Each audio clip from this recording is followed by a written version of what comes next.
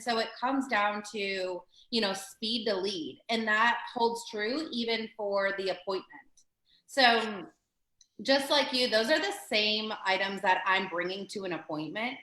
I'm bringing my marketing plan that includes information about my brokerage, my team. I'm bringing them comps and a net sheet. And I do the same exact thing. I give them 3 different options, especially because I don't know the condition of their home when I go there. So I know going in, because I'm asking them pre-qualifying questions, the condition of their home. So I'm giving them an as-is price, an investor price, and then like a top of the line market price. And sometimes that top of the line market price means they need to do a few things. But at the same time, if their goal is to net the most amount of money and sell their home without leaving anything on the table, giving them those options really helps them make an informed decision on what's going to make the most sense. Some of the other things that I like to bring specifically is, my source of business, my favorite source of business is expireds. So most expired sellers, they don't make the same mistake twice. So they interview agents. So I like to come with, it's a folder with just a few options of, should they throw something at me, I can pull those out and give them to them. One of those is interview questions. And so if I ask them, do you plan on interviewing any other agents? And they say yes, I say, great. Here's a list of interview questions that I really challenge you to ask these agents, because I know that I've hit on all of these items of value for you. I also, especially if it is an expired, I like to bring the client reviews or like testimonials or references to say, hey, these sellers were once in your shoes as an expired listing, and they ended up listing and trusting me to do the job, and I did that job, and they're willing to back me up for it. So call them and see what they have to say about the work that I did compared to their previous agent. That speaks so much volume to these sellers. Yeah, that's awesome.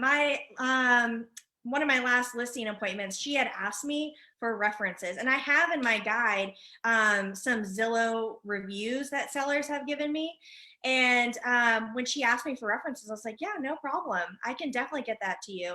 And I was like, I'm going to add that to my guide and give it to everybody and mention it.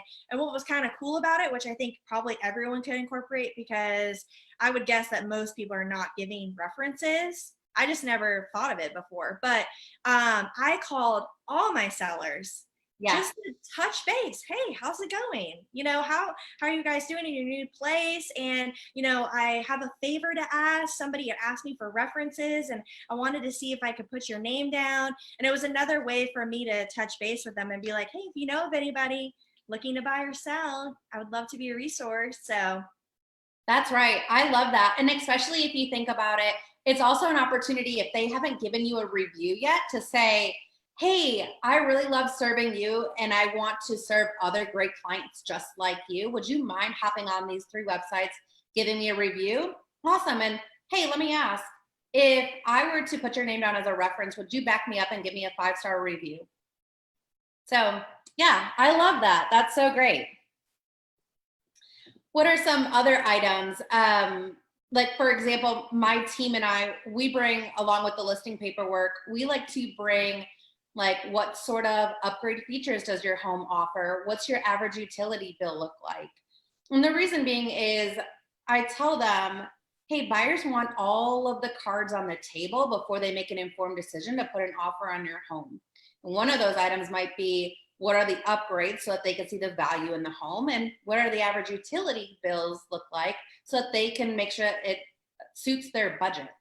And so it's just something to not necessarily like add value to their home, although the upgrades do, but it's something that, this is what I do that's going to bring us that perfect buyer. And I'm going to go above and beyond to make sure that we're getting the best offer possible. Anytime I've shown buyers properties and that information was provided at the house, they thought that was very beneficial, and they read over all of it. I also have a property feature sheet that is a Canva document, so it's nice in color. I put it in one of the clear stands because it's an emotion for a buyer, right? When they go into the house, they want to envision their family or starting a family. So I have this sheet right when they walk in, and I have the sellers fill in and handwrite these questions that I have, which is, why do you love the home? Why do you love your community? And when they handwrite, like, oh, we love our neighbor Susie, she's so sweet and helps us with XYZ, and our kids go to school with our neighbor, and all those things that just like pull at the heartstrings, it's a really nice touch, I feel like, at the property for a potential buyer to see. And they read that, they feel that emotion. I think it's really nice. I think that's perfect. I also love doing that. I haven't done the clear frames, and I love that idea. I'll do picture frames here and there throughout, but I really like the clear frame idea for some of those where it a picture frame just maybe too much. Okay, I'm just going through muting some people. Okay, so let's move on to the next thing, which is, Stevie, you and I always talk about the individual that asks the most questions. They're the ones that really control the conversation. And so breaking that up into questions to ask the seller as far as, where are you going next? And then when you're there at the property. And I think there's really no right or wrong, whether you ask them before you head into the listing appointment or during the listing appointment. I think either way, it's just taking that next level of building rapport and figuring out how you can use that to, one, help bring that buyer, and then two, get them towards that motivation. Because if they're a scale of 1 to 10 and they're a 4, I want to get them up to a 9, 10 so that we can get their home on the market and get it sold. Yeah, I think taking control of the conversation is really important. Something that I thought of when I was a first agent, and I was new, and I was going to my first appointment, I just had no idea what to do. I'm like, okay, when I get there, do I sit at the table? Do we talk numbers? Do I get a tour? What do I do on the tour? Like, I just had no idea. So for people who are new, I know there's people on here who've been real estate agents for years, but I'm just going to mention this for newer agents is when I get to the property, I am trying to come off as friendly, and I want to be able to relate with them, and I want to have like real conversations. Most of my customers end up being friends. Mm-hmm. So when I'm walking up to the house, I'm like, what can I relate with them about? Like, do they have like, Jacksonville Jaguars are huge here. If they have like a flag outside, when I go inside, something I'm going to mention right away is like, hey, you like the Jags? You have season tickets? Did you see that game? And that's kind of what I'm doing throughout the house is I'm just trying to find things, that I can relate with them on, but I'm also aggressive. I want them to make sure that I'm educated, passionate, go-getter. Like those are what I want them to get away from with meeting with me. So when I'm getting in the house, I do a tour first. The homeowner is so proud of their home, they want to show it to you. Plus, they want to showcase to you why they want to list, at their price, right? So let them guide you, but I control the conversation. So each room, honestly, you want to educate yourself as much as possible on the property. You're going to get people calling you, asking you a ton of questions, and you got to sell it. I feel like it's been so beneficial, me knowing so much about the property, me calling the real estate agent, hey, are you familiar with this neighborhood? What questions do your buyers have? In each room, I just think of all the questions I can ask them from, things that are going to be on the seller's disclosure, home inspection. I want to have the best listing description also. So I'm like, how tall are these ceilings? What kind of countertops? What kind of flooring? Because I want to be as descriptive as possible when I'm describing the property to people. So when I'm doing the tour, I am trying to be friendly and personable and relate with them, but at the same time, I want to educate myself on all the details of the home.